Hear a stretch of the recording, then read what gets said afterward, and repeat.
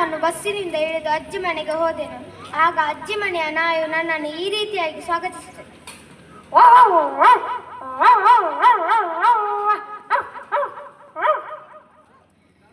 ಮತ್ತೆ ನನ್ನ ಅಜ್ಜಿ ಹೊರಗಡೆ ಬಂದು ನನ್ನನ್ನು ಒಳಗಡೆ ಕರೆದುಕೊಂಡು ಹೋದರು. ಮತ್ತೆ ತಿಂಡಿ ತಿಂದು ನಾ ಅಜ್ಜಿಯ ಜೊತೆ ತೋಟಕ್ಕೆ ಹೋದೆನು. ಆಗ ತೋಟದಲ್ಲಿ ನವಿಲು ತನ್ನ ಇನ್ನೇನನ್ನು ಈ ರೀತಿಯಾಗಿ ಕರೆಯುತ್ತಿತ್ತು.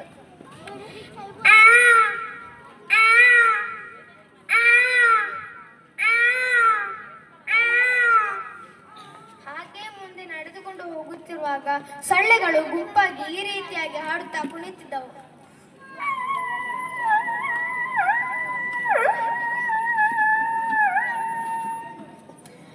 ನಂತರ ನನ್ನ ಮಾವನ ಹಂದಿಗಳು ಫಾರ್ಮ್ನಲ್ಲಿ ಈ ರೀತಿಯಾಗಿ ನನ್ನ ಮಾತನಾಡಿಸಿತು.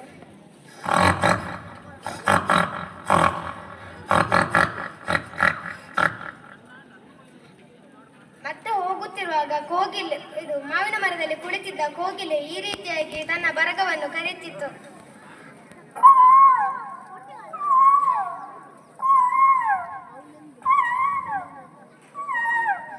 ಅದನ್ನು ಆಲಿಸುತ್ತಾ ನಿಂತೆನು. ಅಲ್ಲಿದೆ ಒಂದು ಜೀರುಂಡೆ ಈ ರೀತಿಯಾಗಿ ಹಾರಿ ಹೋಯಿತು.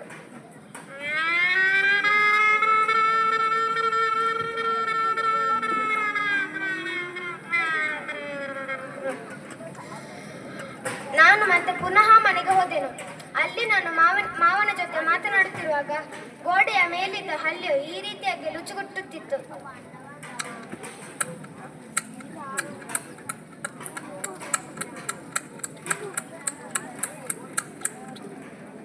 ಮರುದಿನ ನಾನು ಅಲ್ಲಿಂದ ನನ್ನ ಮನೆಗೆ ಹಿಂದಿರುಗಲು ಬಸ್ಸಿನಲ್ಲಿ ಕುಳಿತೆನು. ಬಸ್ಸು ವೇಗವಾಗಿ ಹೋಗುತ್ತಿರುವಾಗ ನಮ್ಮ ಬಸ್ಸನ್ನು KTM ಬೈಕ್ ಈ ರೀತಿಯಾಗಿ ಓವರ್ಟೇಕ್ ಮಾಡುತ್ತಾ ಹೋಯಿತು.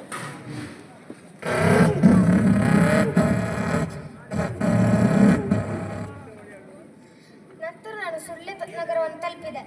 ಅಲ್ಲಿ 12 ಗಂಟೆ ಆಗುವ ಅದೇ ಸಮಯಕ್ಕೆ KVG ಸೈರನ್ ಈ ರೀತಿಯಾಗಿ ಕೊಟ್ಟಿತು.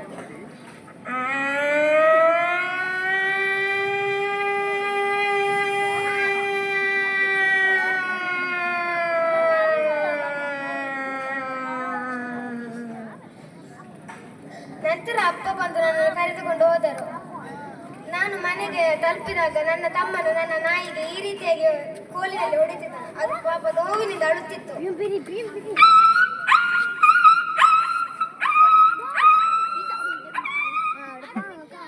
ನಂತರ ನಾನು ಬ್ಯಾಗ್ ಇಟ್ಟು ಕೈಕಾಲು ಮುಖ ತೊಳೆದು ಬ್ಯಾಗ್ ಇಟ್ಟು ನಾನು ಒಳಗಡೆ ಹೋಗುತ್ತಿರುವಾಗ ಬೆಕ್ಕು ಮರಿ ಈ ರೀತಿಯಾಗಿ ಸೌಂಡು ಮಾಡುತ್ತಾ ಓಡಿ ಬಂತು.